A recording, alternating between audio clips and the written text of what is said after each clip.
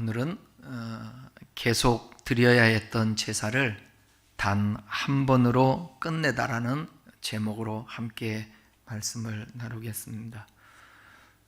히브리서 강해를 하면서 계속 강조했던 것은 예수님을 우리가 안다라는 게 얼마나 중요한 것인지, 왜냐하면 예수님으로 말미암아가 우리가 구원을 얻고, 예수님으로 말미암아 자유를 얻고, 예수님으로 말미암아 영생을 얻기 때문이고, 예수님으로 말미암아 하나님과 우리 사이가 친밀해지고, 예수 그리스도로 말미암아 우리가 그분 안에서 참된 안식을 얻기 때문에 그렇습니다.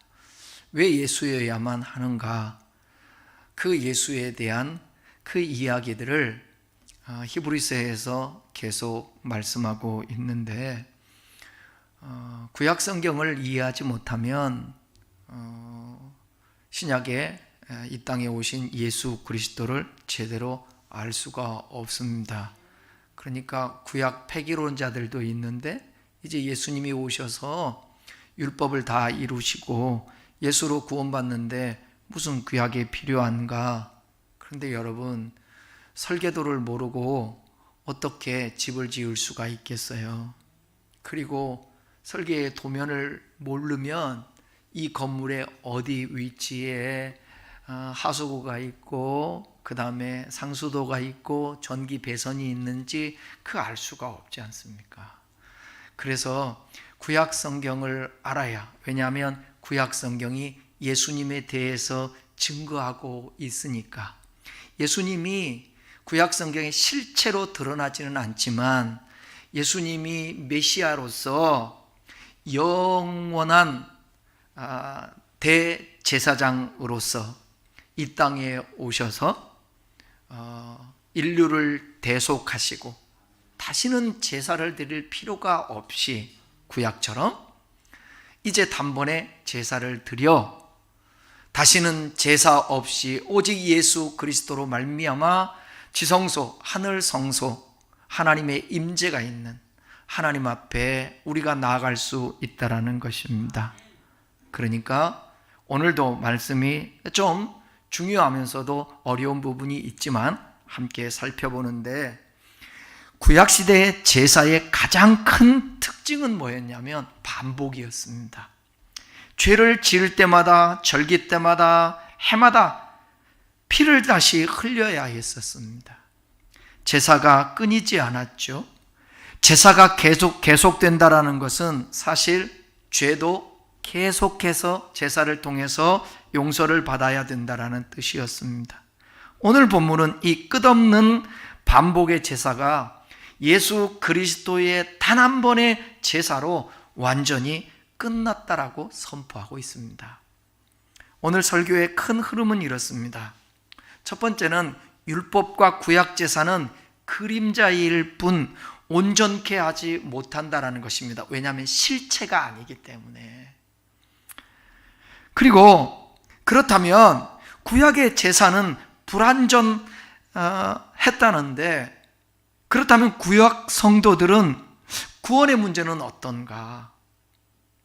그 질문을 살펴볼 것이고, 시편 세 번째는 40편에서 인용한 5절에서 7절을 통해서 예수님이 몸을 입고 오셔서 하나님의 뜻을 행하신 단 한 번의 제사가 무엇인지 또 살펴볼 것입니다. 마지막으로는 이미 단번에 끝난 제사 앞에서 우리가 더 이상 무엇을 붙잡지 말아야 하고 무엇을 붙잡아야 하는지에 대해서 살펴볼 것입니다. 이 흐름을 기억하면서 긴 본문 전체를 다 읽기보다는 중요한 부분을 압축해서 함께 읽으며 살펴보도록 하겠습니다. 먼저 1절에서 4절의 핵심을 요약해서 같이 읽어보겠습니다. 모니터를 봅시다. 시작. 율법은 장차 오는 좋은 일의 그림자요 참 형상이 아니므로 해마다 늘 드리는 같은 제사로는 나오는 자들을 언제나 온전하게 할 수 없느니라. 섬기는 자들이 단번에 정결하게 되어 다시는 죄를 깨닫는 일이 없었을 것이라. 그러나 이 제사들은 해마다 죄를 기억하게 하는 것이 있나니 이는 황소와 염소의 피가 능히 죄를 없애지 못함이니라. 여기서 몇 가지 중요한 표현이 있습니다. 율법은 그림자요 참형상이 아니라는 거죠. 율법, 특히 제사제도는 장차 올 좋은 것들, 즉 예수 그리스도 안에서 이루어질 완전한 구원을 의미하면서 보여주는 그림자일 뿐인 것입니다. 제사라는 것은 해마다 늘 드리는 같은 제사로 온전하게 할 수 없다. 여기 온전하게라는 이 단어는 단순히 죄 용서만이 아니라 하나님 앞에서 완전히 설 수 있는 상태, 양심까지 깨끗해지는 상태를 말하는 것입니다. 그러니까 제사가 계속 반복된다라는 사실 자체가 아직 완전한 해결은 오지 않았다라는 증거입니다. 과정 가운데 있다라는 것입니다. 온전했다면 더 이상 제사를 드릴 필요가 없잖아요. 3절에서 구약의 제사는 해마다 죄를 기억하는 것이라고 말하고 있습니다. 구약의 제사는 죄를 없애기보다 오히려 매년 다시 기억나게 했습니다. 제단에 피가 뿌려질 때마다 사람들은 내가 또 죄를 지었구나, 그것을 기억하게 되는 것입니다. 율법과 제사가 할 수 있는 것은 죄를 근본적으로 지우는 것이 아니라 죄를 오히려 고발하고 깨닫게 하고 심각함을 보여주는 일입니다. 짐승을 잡아요. 짐승의 각을 떠요. 거기서 피를 흘린단 말이에요. 피 흘림이 없으면 사함이 없다고. 그 각을 뜨고, 짐승을 잡아 각을 뜨고 피를 흘린 것이 누구의 예표라는 거예요? 단번에 십자가에서 예수님이 고난받으시고 죽으심을 그림자로 예표하는 것입니다. 그래서 4절은 아주 단호하게 말하죠. 황소와 염소의 피가 능히 죄를 없애지 못한다. 이 말은 구약의 피 자체가 죄를 없애는 것이 아니라는 거예요. 그 피들은 앞으로 오실 누구를 가리킨다라는 것입니까? 예수 그리스도를 가리키는 표지판이라는 거예요. 그 표지판을 믿고 받아들이고 죄사함을 얻어 구원을 받는 것입니다. 그렇다면 우리가 생각해야 할 것, 구약 제사가 불완전하다면 구약 성도들은 구원받지 못했는가? 여기서 자연스러운 이런 질문이 나오죠. 구약 시대 사람들은 1절의 말씀처럼 제사로 온전하게 될 수 없다, 4절의 말씀처럼 짐승의 피가 죄를 없이 할 수 없다고 했는데, 그렇다면 제사를 드렸던 구약의 성도들은 구원을 받지 못한 것은 아닌가? 이렇게 우리가 질문할 수 있죠. 결론적으로 말씀드린다면 그렇지 않습니다. 구약의 성도들도 분명히 구원을 받았습니다. 하지만 여기서 중요한 신학적 원리가 있는데, 구약 시대에도 제사의 중심에는 항상 뭐가 있어야 되느냐? 믿음이 있어야 합니다. 하나님이 너희가 제사를 통하여서 나에게 나올 수 있고 너희가 죄사함을 받을 수 있다라는 그 말을 믿고 순종해야 되는 것입니다. 하나님이 약속하신 구원, 하나님이 친히 제공하실 속죄를 신뢰하는 믿음, 그 믿음을 양을 끌고 와서 피 흘리는 순종으로 표현한 것이 바로 제사인 것입니다. 그러니까 제사 드림도 뭐가 있어야 된다는 거예요? 믿음이 있어야 된다는 거예요. 믿음이 없이는 제사를 드릴 수가 없죠. 그런데 이 믿음 없이 형식적으로 제사를 드리면 돼요, 안 돼요? 안 돼요. 예수 그리스도를 온전히 믿지 않으면서 그냥 믿는다고 교회 와서 이름만 부르면 된다, 안 된다? 안 된다는 거예요. 짐승에게 손을 얹고 기도할 때 내 죄를 대속해서 죽는다, 예수님이 내 죄를 대속하기 위해서 십자가에서 죽으셨다, 이걸 확실히 믿는 것이죠. 즉 짐승의 피는 장차 십자가에서 흘려질 예수님의 보혈을 미리 보여주는 예표다. 실체가 아니니까, 아직 예수님이 안 오셨으니까. 언약 약속을 하셨지 않았습니까? 창세기부터 이 땅에 메시아를 보내줄 것이라고, 구원자를, 예수님을 보내줄 것이라고. 그 최초의 메시아 약속이 어디 있습니까? 여자의 후손은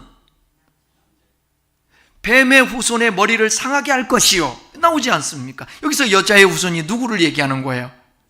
예수 그리스도를 얘기하는 것입니다. 아직 예수님이 오시지 않았지만 그 오심의 과정이 구약 성경 아닙니까? 그래도 거기에도 구원의 방법이 하나님이 있었는데 그게 뭐냐? 하나님을 믿어야 되는 거예요. 뭘 믿어야 되느냐? 제사를 통해서 하나님 앞에 나아갈 수 있는 하나님이 제시한 그 방법을 믿고 순종하는 것입니다. 그 안에는 뭐가 감춰져 있느냐? 거기는 예수 그리스도가 감춰져 있는 거예요. 아직 실체라 보이지 않는 것입니다. 하나님께서 그들의 제사 행위 너머에 있는 믿음을 보시고, 중요한 얘기예요. 예수님의 공로를 미리 적용하여 그들을 의롭다고 여겨주신 거예요. 이해하시겠습니까? 다시요. 하나님께서는 구약 성도들의 제사, 그 행위 너머에 있는 뭘 보고요? 믿음을 보시고 예수님의 공로를 미리 소급해가지고 적용해서 그들을 의롭다고 여겨주신 거예요. 신약 성경 전체를 종합해보면 구약이든 신약이든 본질적으로 구원은 그리스도로 말미암아 주어지는 것입니다. 근데 구약 시대에는 예수님이 지금 계세요, 안 계세요? 예수님이 실체적으로는 지금 계시지 않지 않습니까? 신약 성도들은 이미 오신 그리스도를 믿음으로 구원을 받습니다. 그러나 구약 성도들은 아직 오시지 않은 그리스도를 앞을 바라보며 믿음으로 기다리는 거예요. 누구의 입장에서 보면, 신약 성도들의 입장에서 보면 그 모습인 거예요. 근데 구약 성도들은 아직 그 사실을 알아요, 몰라요? 모르죠. 하나님이 그렇게 지금 일하고 계시는데 우리 주님이 보실 때에 저들의 제사 행위는 나중에 예수 그리스도의 십자가의 죽음을 믿는 것과 같다, 그렇게 소급을 해서 여겨주시는 거예요. 그래서 그들은 예수님에 대해서 모르지만 예수님을 기다리는 것으로 보는 거예요.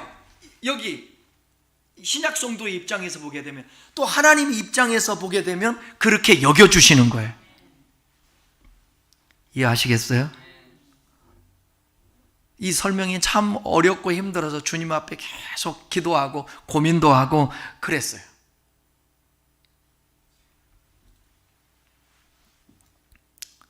그들은 자신도 모르게 반복 제사 속에서 참되신 어린 양을 바라보고 있었다라는 것이에요.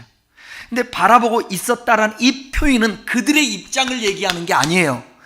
여기에서 볼 때 그 바라보고 있었다라고 여겨주시는 거예요. 따라서 구약 제사는 그 자체로 죄를 없이 한 것이 아니라 장차 오실 그리스도의 십자가 은혜로 미리 적용받은 통로였다는 것입니다. 그래서 히브리서가 말하는 온전하게 할 수 없다라는 말은 제사 제도 그 자체가 완전한 해결책이 아니라는 뜻이고, 그 제도 안에 있으면서도 여전히 죄책을 느끼고 양심이 완전히 자유롭게 못했다라는 의미입니다. 그러나 믿음으로 하나님 앞에 나아간 구약 성도들은 하나님이 약속하신 메시아의 피를 근거로 실제 구원을 받았다라는 것입니다.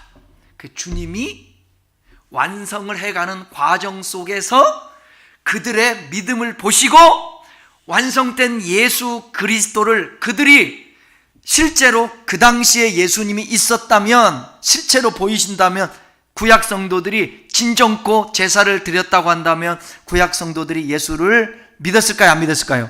믿었을 거예요. 그렇게 여겨주시는 것입니다. 과정 속에서. 이해하시겠어요? 어려우면 유튜브로 다시 한번 이 말씀을 들어야 되는 것은 매우 중요한 부분인 것입니다. 따라서 구약의 제사는 죄를 완전히 제거하는 완성이 아니라 실체가 오기까지 죄를 잠시 덮어두고 하나님과의 관계를 유지하게 하는 유예의 역할이었다고 이해하면 되는 것입니다. 이것을 누구의 입장에서, 하나님의 입장에서, 신약 성도의 입장에서 보면 그렇다라는 거예요. 근데 그들은 그것을 뭘 알지 못하도 주님이 그 방법을 제시해서 너희들이 이렇게 제사를 지내면 나에게 나올 수 있고 그 순간만큼은 너희 죄를 사함받을 수 있고 구원받을 수 있다라는 것입니다. 근데 이것이 반복되기 때문에 완성의 입장에서 말할 때 온전하지 못한 거죠. 맞죠? 예수님의 입장에서, 예수님이 십자가에서 완전히 이룬 입장에서는 구약의 이 죄를 대속하는 제사의 또 짐승의 피 흘림의 문제, 이것을 완전하다고 표현하지 않는 것입니다. 그럼에도 불구하고 그들에게는 죄사함이 있었을까요? 없었을까요? 있었죠. 성경에 나오지 않습니까? 제사를 통하여서 거룩함을 입고 하나님 앞에 나아가는 것이죠. 오늘 설교 중심의 부분인 5절에서 이 10절, 특히 5절에서 7절을 또 살펴보겠습니다. 같이 읽겠습니다. 5절에서 7절. 그러므로 주께서 세상에 임하실 때에 이르시되 하나님이 제사와 예물을 원하지 아니하시고 오직 나를 위하여 한 몸을 예비하셨도다. 번제와 속죄제는 기뻐하지 아니하시나니 이에 내가 말하기를 하나님이여 보시옵소서. 두루마리 책에 나를 가리켜 기록된 것과 같이 하나님의 뜻을 행하러 왔나이다 하셨느니라. 히브리서 저자는 여기서 시편, 지금 이 말씀이, 읽었던 말씀이 시편 40편 6절에서 8절을 인용한 말씀이에요. 이 시편은 다윗의 시입니다. 원래 시편 40편에서 강조되는 것은 뭐냐면 겉으로 제사만 드리는 것이 아니라 마음으로 순종하는 것을 하나님이 더 기뻐하신다라는 것입니다. 그러니까 여러분, 구약시대 때에 죄사함 받기 위해서 또 하나님과 화목하기 위해서 제사를 지내는데 그냥 형식으로만 드리면 된다가 안 된다? 안 된다. 그걸 하나님이 기뻐하지 않는다. 마음으로 온전히 순종하는. 그래서 호세아서에도 이 말씀이 있어요. 무슨 말씀이냐면 나는 제사를 원치 않고 하나님을 아는 것을 원하고 인애를 원하고 나는 번제를 원치 않고 하나님을 아는 것을 원한다. 사랑하는 것을 또 원한다. 그렇게 말씀하고 있습니다. 그러니까 제사의 본질은 뭐냐면 믿음이에요. 진심이에요. 순종하는 마음으로 제사하는 거예요. 그러니까 오늘날에도 예배 자체가 중요한 것이 아니라 예배의 마음으로, 예배를 믿음으로 드리는 것이 매우 중요합니다. 하나님이 이 예배를 받으실 것이라는 믿음이에요. 하나님이 우리가 예수 그리스도의 이름으로 예배할 때에 하나님이 임하시고 우리의 예배를 받으시고 기뻐하신다는 이 믿음을 갖고 예배해야 되는 거예요. 그런데 히브리서 기자는 이 말씀을 예수 그리스도에서 입에서 나오는 고백이라고 그렇게 말하고 있는 거예요. 구약 성경을 인용해서 다시 말해 다윗의 시 속에 감추어져 있던 것, 더 깊은 뜻, 즉 메시아의 신 예수님의 고백으로 보고 있다는 것입니다. 이 부분을 세 구절을 나누어서 한번 생각해 보겠습니다. 여기 제사와 예물을 원하지 아니하시고 5절에 이 말은 하나님이 제사 자체를 아예 싫어한다는 뜻이 아닙니다. 동물의 피를 계속 흘리는 방식으로 죄를 해결하는 것을 최종적인 방법으로 삼지 않았다는 거예요.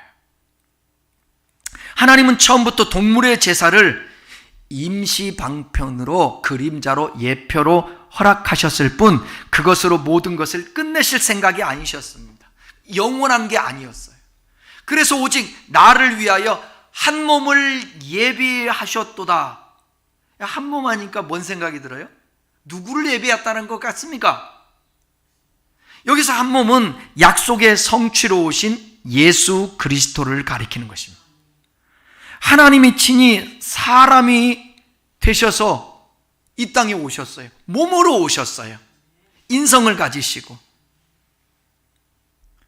구약의 모든 동물 희생 대신 하나님이 준비하신 단 하나의 몸, 예수님의 몸이 참된 제물이 되셨다라는 것입니다. 그래서 예수님이 살아있는 생축이라고 말하고 세상 죄 지고 가는 하나님의 어린 양이라고 말합니다. 쉽게 말하면 이렇습니다. 이제 동물의 몸이 아니라 하나님이 준비하신 그리스도의 몸이 제물이 될 것이라는 얘기예요. 그것을 지금 누구예요? 다윗을 통해서 예언하는 거예요. 그것을 지금 히브리서 기자가 받아서 그것은 예수님의 오셔서의 표현이었다라고 말하고 있는 것입니다. 6절에서 보면 번제와 속죄제는 기뻐하지 않는다. 기뻐하지 않는다라는 말은 무가치하다라는 그런 뜻이 아니라 최종 목적이 아니라는 거예요. 여기 기뻐하지 않는다는 최종적으로 계속해서 원하는 것이 아니다. 번제와 속죄제는. 그렇다면 이 말은 번제와 속죄제는 끝나는 날이 있다라는 거예요, 없다라는 거예요? 있다라는 거예요. 최종적이 아니라는 것은. 왜냐하면 번제와 속죄제는 죄를 완전히 없애지 못하기 때문에 계속 반복되어야 하기 때문에 그렇습니다. 하나님은 우리가 제물만 바치고 마음은 변하지 않는 제사를 기뻐하지 않습니다. 그분이 진정 기뻐하는 것은 하나님의 뜻을 온전히 행하는 순종입니다. 그 순종의 절정이 바로 뭐냐? 예수님의 십자가에서 드러나게 된 거예요. 그러니까 순종이라는 건 쉬운 거예요? 어려운 거예요? 어려운 거예요. 구약 성경에서 가장 순종을 퍼펙트하게 표현한 게 어디에 나오죠? 아브라함이에요. 창세기 22장에 보게 되면 아브라함이 독자 이삭을 바치는 것이. 이것이 그 당시에는 모르겠는데 신약 성경을 보면서 신약의 입장에서 보니까 그 아브라함이 아들 바치는 사건이 무슨 생각이 드느냐? 그렇죠. 하나님이 독생자 예수 그리스도를 이 땅에 보내는 십자가에서 하나님이 외면하는 거예요. 그러니까 생각을 해보세요. 아브라함이 아들 독자를 외면할 때의 그 마음이 어떻겠는가? 순종이라는 게 바로 이런 거예요. 구약 성경의 순종이, 퍼펙트한 순종이 아브라함이었다면 신약 성경의 순종의 퍼펙트함은 어디였어요? 그게 바로 예수님이 계속, 오늘도 본문에서 그랬잖아요. 아버지의 뜻을 행하러 왔다고. 요즘 요한복음 우리가 묵상하잖아요. 아버지의 영광은 아버지의 뜻을 행하는 게 아버지의 영광이에요. 그 예수님이 누가복음 22장에 보게 되면 겟셋마네 동산에서 기도하지 않습니까? 순종이 어렵다, 쉽다? 어렵다. 그래서 할 수만 있거든 이 잔을 내게서 옮기시옵소서. 그 잔이라는 것은 죽음을 얘기하는 거예요. 옮기시옵소서. 그러나 나의 원대로 마옵시고 아버지의 뜻대로 되기를 원하나이다. 그리고 순종을 하십니다. 우리도 마찬가지예요. 우리도 그 은혜를 얻었기 때문에 예수 그리스도의 희생으로 말미암아 단번의 제사로 말미암아 우리가 죄사함 받고 대속받고 구원받았기 때문에 구원받은 성도로서 이제 예수님의 덕을 입었으니까 아멘! 그게 아니라 우리 또한 그 예수님을 따라 우리도 순종의 모습 보이는데 그 순종은 이제는 기쁨으로 감사함으로 순종하는데 우리의 예배도 그렇게 돼야 된다는 거죠. 예배의 발걸음이 기뻐야 되는 거죠. 7절에서는 이에 내가 말하기를 하나님이여 보시옵소서 하나님의 뜻을 행하려 왔나이다. 이 말은 예수님의 사명선언이에요. 두루마리 책은 구약성경 전체 하나님의 구원 계획을 기록한 책을 가리킵니다. 이 책에 이미 오래전부터 메시아가 이 땅에 와서 하나님의 뜻을 이룰 것을 예언하고 있는 거예요. 예수님은 그 기록된 말씀을 따라서 실제로 이 땅에 오셔서 십자가에서 순종함으로 하나님의 뜻을 완성했습니다. 5절에서 7절을 정리해서 말씀드리면 하나님은 더 이상 동물 제사에 만족하지 않으시고 자신이 준비하신 아들의 몸을 통해 온전한 순종과 단 한 번의 제사로 구원을 이루기로 하셨다라는 거예요. 그러니까 얼마나 감사합니까? 그 계획이. 8절에서 10절이 이 내용을 해설해 주는데 8절에서 10절 요약을 한번 읽어보겠습니다. 시작. 제사와 예물과 번제와 속죄제는 다 율법을 따라 드리는 것이요 기뻐하지 아니하신다.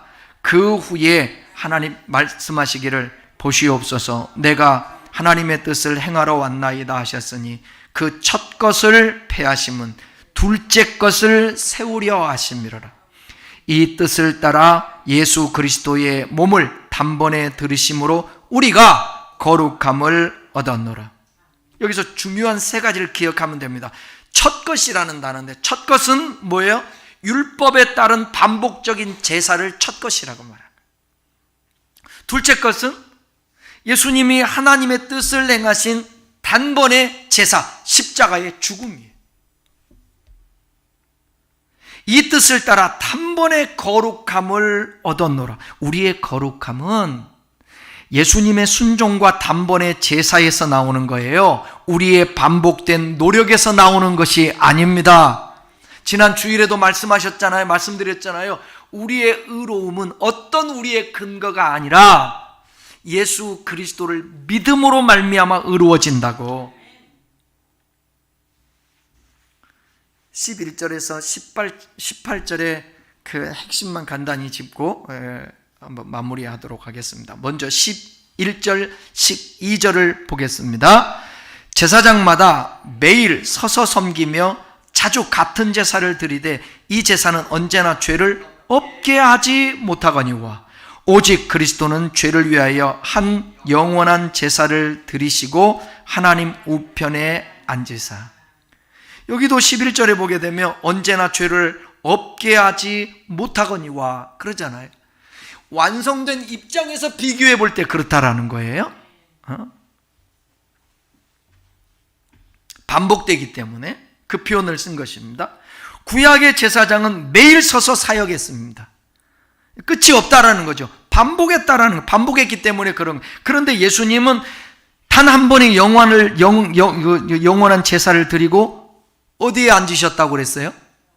하나님 우편에 앉으셨다. 앉으셨다라는 것은 무슨 얘기예요? 사역이 완전히 끝났다는 거예요. 더 이상 드릴 제사가 없다라는 뜻입니다.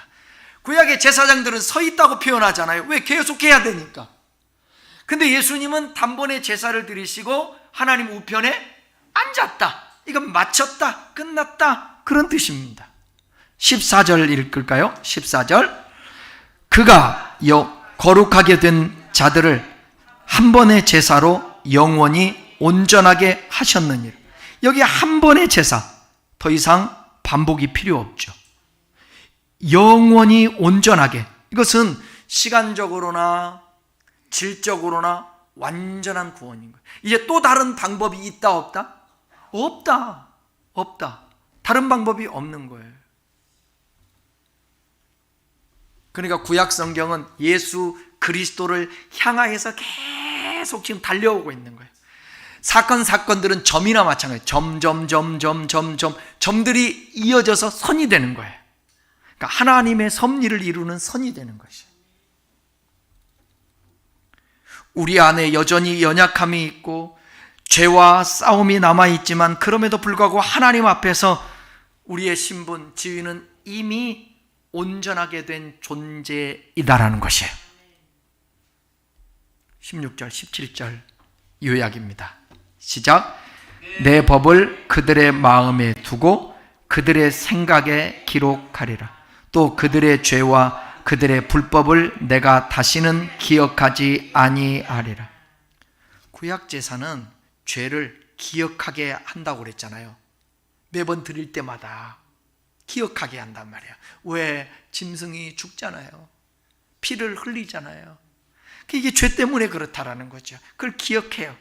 새 언약 예수님의 피는 죄를 다시는 기억하지 않겠다고 선언하고 있지 않습니까? 불법을 내가 다시는 기억하지 아니하리라.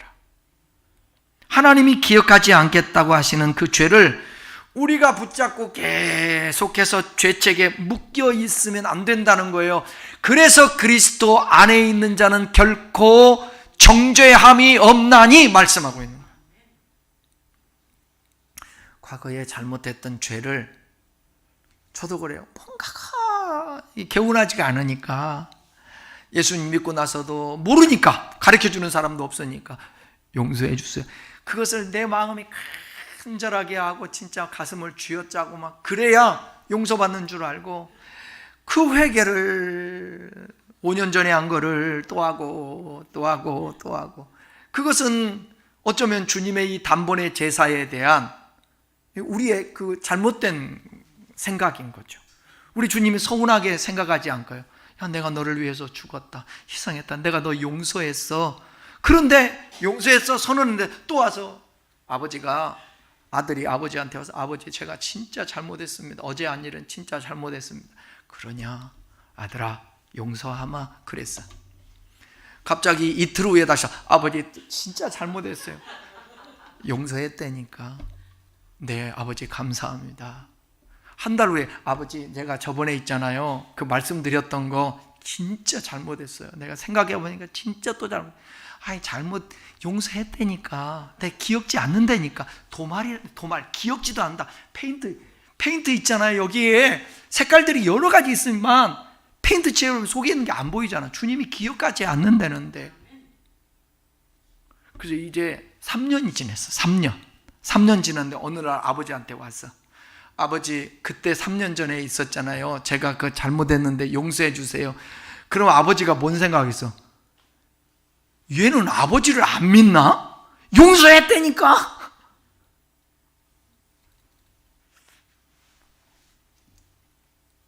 그러니까 여러분들이 그 죄에 묶여 있다든지 과거의 죄에 얽매여서 그러면 안 되는 거예요.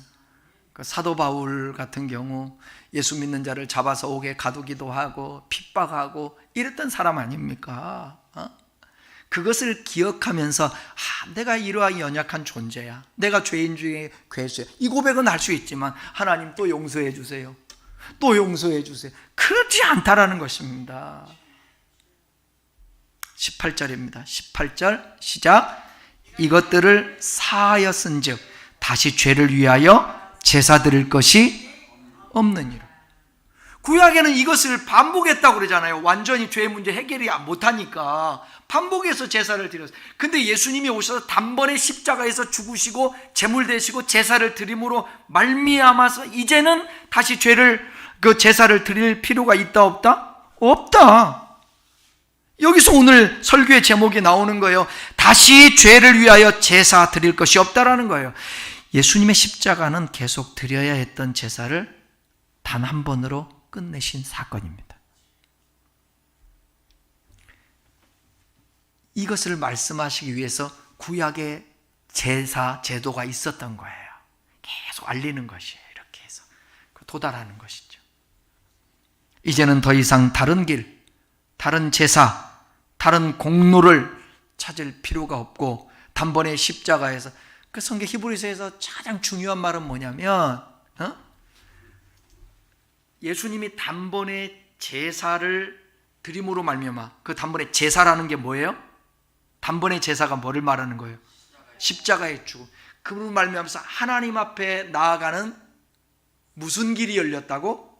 산 길이 열렸다라는 거예요. 길이 열렸다. 이것을 요한복음에서는 14장에서 뭐라고 그래요? 내가 곧 길이요 진리요 생명이니 나로 말미암지 않고는 아버지께로 올 자가 없다. 그래서 우리가 기도할 때도 왜 굳이 마지막에 예수님 이름으로 기도합니다? 왜 그래야 돼? 예수님으로 말미암아 하나님 앞에 나아가니까.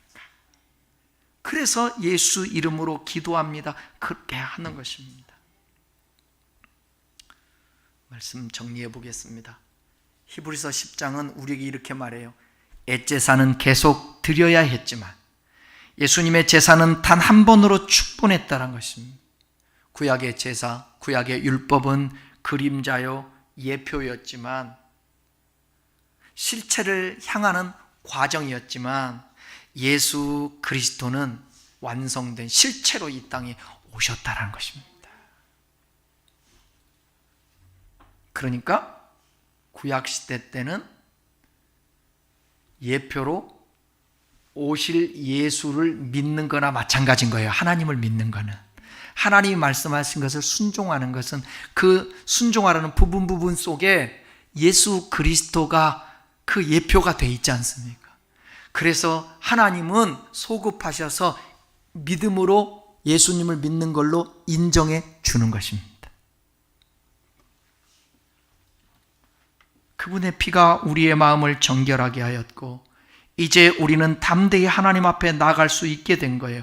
우리는 더 이상 반복 제사가 아니라 단번에 흘리신 예수의 피 앞으로 나아가 회개하면서 믿음으로 쓰면 되는 것입니다. 그러니까 이 사실을 알고 내 살을 받아 먹고 내 피를 받아 마시라, 이거를 들으면 구약의 제사들이 쫙 불완전했지만 제사들이 생각나면서 이분이 예수구나, 예수를 구약에서 이렇게 말씀하려고 하셨구나, 이 예수를 내가 믿다니. 예수님은 나를 믿으라는 표현을 이렇게 말해요. 내 살을 받아 먹고 내 피를 받아 마시라. 믿으라는 표현을 그렇게 말해요. 그러니까 주님이 당신의 살과 피를 주셨다라는 것입니다. 왜 주셨을까? 그러니까 왜 본질이 뭐예요? 하나님의 본질이 왜 그렇게 하시느냐? 우리 멸망당하지 않고 구원받게. 왜? 사랑하기 때문에. 그러니까 이게 하나님이 세상을 이처럼 사랑하사, 이게 나오는 거예요. 하나님의 사랑은 말로 하는 사랑이 아니에요. 하나님의 사랑은 실제 그 아들 예수 그리스도를 이 땅에 보내고 그 예수를 희생하게 함으로. 그러니까 이런 거죠. 자식에게 이거 대라 저거 해라, 그냥 이 표현이 맞을지 모르지만 아무리 얘기해도 말귀를 못 알아들어. 그러니까 누가 직접 해? 아버지가 직접 해. 안 돼. 그 어떤 것으로도 방법으로도 아무리 말을 해도 안 돼. 하여튼 하나님은 인간을 만들어 놓으시고 평생 고생이야. 보세요, 아담과 하와부터 말을 안 들어요. 계속 말을 안 들어. 그래서 나중에는 우리 하나님이 애따, 그러면 차라리 내가 죽겠다. 그리고 당신이 직접 삼위일체 하나님 중 한 분이 이 땅에 오셔서 십자가에 죽으시는 거예요. 그리고 최고의 사랑을 보여주는 것입니다. 하시는 말씀이 뭐라고 그러는가? 이제 내가 다 이루었다. 그래도 나를 믿지 아니하면 이제 나는 더 이상 너희들이 그 핏값을 너희들이 찾아야 된다. 그건 심판이다. 이래도 안 믿어? 그러니 여러분, 이렇게 하나님의 말씀을 들을 수 있음이 축복이고, 이 예수를 믿을 수 있음이 축복이고, 이 예수를 전할 수 있음이 목사에게도 축복이고, 그렇지 않습니까? 이 예수를 모르고 어떻게 순교를 당해요? 이 예수를 모르고 어떻게 그 예수님이 좋으신 예수님이라고 어떻게 믿겠냐 말이에요. 그러니까 이 예수를 알면 이 땅에서 좀 병들고 가난하고 어떤 이해할 수 없는 일들이 벌어져도 그거보다 훨씬 큰 게 뭐냐? 여러분, 하나님이 물질 주셔서, 하나님이 건강 주셔서, 하나님이 축복 주셔서, 하나님은 좋으신 하나님이고 살아계신 하나님이시고, 그러면 내 뜻대로 되면 하나님은 살아계시고, 하나님의 섭리 속에서 우리의 믿음을 더 견고하게 하고 진짜 믿는지 안 믿는지, 네가 나 존재 자체를 진짜 신뢰하고 믿고, 그런데 때로는 시험하기 위해서 어려움이 있을 때, 그때 뭐 하나님이 살아계시면 어떻게 이러게 할 수 있어? 이거는 인간 중심인 거예요. 내 뜻대로 되면 하나님은 살아계시고, 내 뜻대로 안 되면 하나님은 안 살아계시다. 그건 자기가 설정해 놓은 예수지. 이거를 다른 말로 고급진 용어로 뭐라고 그러냐? 우상이라고 말해요. 그래서 예수가 우상되는 거야. 말도 안 되지. 어떻게 예수 믿는데 우상이라고 그래? 자기 중심이면 예수도 우상, 자기 중심이면 하나님을 믿어도 우상. 하나님을 진짜 믿는다라는 것은 뭐냐면 그분 존재와 그분이 행하시는 일과 그분의 실체를 믿는 거예요. 이 믿음이 있을 때 무엇으로도 살 수 없는 영생과 구원이, 그것이 크다라고 생각할 때 범사에 감사할 수 있는 거지. 그것이 클 때 항상 기뻐할 수 있는 것이지, 조건 가지고 감사합니다, 기뻐합니다, 즐거워합니다, 이거는 누구나 할 수 있는 거예요. 그래서 하박국이 기뻐하고 즐거워하는데 무엇으로 말미암아? 누구로 말미암아? 뭐뭐 할지라도 나는 무엇으로 말미암아 기뻐하고 즐거워하리로다? 여호와로 인하여 기뻐하고 즐거워하리로다. 그 말씀을 들음으로, 하나님의 말씀을 들으니 나라가 바벨론에게 쳐들어와 나라가 망한다 할지라도 괜찮다라는 거예요. 왜? 하나님의 섭리 아래 있으니까. 이게 누구도 빼앗을 수 없는 이 믿음입니다. 그 믿음이 있는 자가 순교도 당하고 그 믿음이 있는 자가 어떤 헌신도 할 수 있는 거예요. 주님 앞에 시간? 아버지의 시간이잖아. 그거 드리는데 뭐가 아까워? 아버지 앞에 물질 드리는데 뭐가 아까워? 몸밖에 드릴 것 없어 이 몸 바칩니다. 그러니까 모든 것이 다 주님의 것이잖아요. 왜? 주님이 핏값 주고 사서 이제 하나님의 소유가 되었으니까.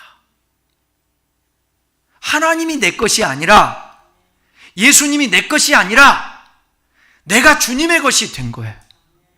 그렇다면 그 주님이, 옛날에 제가 초창기 때 설교하면서 대학교 1학년 때 시를 하나 봤는데, 이용도 목사님의 시였는데 너무 마음에 감동이 되어서 제가 많이 써먹었어. 써먹은 지 한 20년 되는 것 같네. 뭐였냐면, 나는 연이로소이다. 나는 연이래. 연인데, 연은 지금 줄이 쭉 연결되어 있지 않습니까? 그 줄을 감고 퇴금하고 이거를 뭐라고 그래요? 이거를 원래래? 얼레라고 그래. 얼레로 잡아당기면 연은 오고, 풀어주면 가고, 끊어버리면 나는 연이로소이다. 야, 내가 그때 정말 많이 감동을 받았었어요. 그러니까 우리의 세계관, 우리의 가치관, 이런 것들이 쓰는 것은 철저하게 이기적이고 자기중심적이면 제대로 된 성경적 가치관이 세워지지 않아요. 이기적인 사람은 항상 일관성이 없어요. 이기적인 사람은 배반도 잘해요. 이기적인 사람은 이랬다 저랬다도 잘해요. 정치인들 보세요. 정치인들 이랬다 저랬다 하는 사람들이 있죠. 자기 이익을 따라. 제가 제일, 이런 표현은 괜찮아, 제일 싫어하는 사람이 철새. 어느 때는 여기가 좋다고 여기서 막 좋아갖고 뭐 하다가 여기서 아닌 것 같으니까 이쪽으로 가고. 그거는 자기 이익을 위해서 움직이는 정치인들이에요. 나는 교인들도 그렇다고 생각해요. 목사도 마찬가지고. 이기적으로 사례비 더 준다고 옆에 교회 가버리고, 교회가 더 크다고 옆에 교회 가버리고. 에? 목사가. 하나님이 진짜, 하나님이 역사하는 것은 진짜 가고 싶지 않은데도 이게 멍해. 그냥 도살장으로 끌려가는 양처럼. 이게 아버지의 뜻이지. 큰 교회에서 작은 교회로 부임해서 가는 사람들이 많을까요? 작은 교회에서 큰 교회로 부임해 가는 사람들이 많을까요? 그죠? 그래서 제가 존경하는 목사님 중에 한 분은 뭐라고 말씀하냐면, 교회는 절대적으로 큰 교회에서 작은 교회로 가야 정상이다. 그래서 자기 교회도 컸는데 1000명이 넘는 큰 교회인데도 불구하고 하나님 앞에 기도했대. 하나님, 우리 교회보다 더 큰 교회 목사님이 우리 교회로 부임해 오게 해주세요. 그런데 진짜로 그렇게 되더래. 알고 봤더니 그 부임해 온 목사님이 알짜 중에 알짜라. 지금도 존경받는 목사님. 그러니까 크고 적고 많고 나의 유불리와 상관이 없는 거야. 그렇게 살아가는 성도들도 그래. 어떻게 늘 언제나 은혜가 돼. 여러분이 큰나무교회 다니는 거에 대해서 감사합니까? 은혜가 됩니까? 그래도 다행이네. 근데 어떻게 맨날 마음에 드냐고. 맨날 마음에. 저는 우리 성도들이 맨날 마음에 들을까? 맨날 얻고 다니고 싶고 너무 좋아갖고 막 어떻게 그럴까? 여러분, 저 그렇지 않잖아요. 어쩔 때는 아이고, 설교도 왜 저렇게 할까? 좀 저 옆에 있는 교회처럼 좀 뜨겁게도 하고 좀 박력 있게도 하고 쩍쩍쩍으로도 하고 막 불러불러도 하고 그러지. 한도 끝도 없어. 그러면 어찌 다 자기 마음에 들겠어요. 그래서 교회를 한번 옮겨 다니는 사람들은요, 줄기차게 옮겨 다녀요. 횟수가 멀다 하고.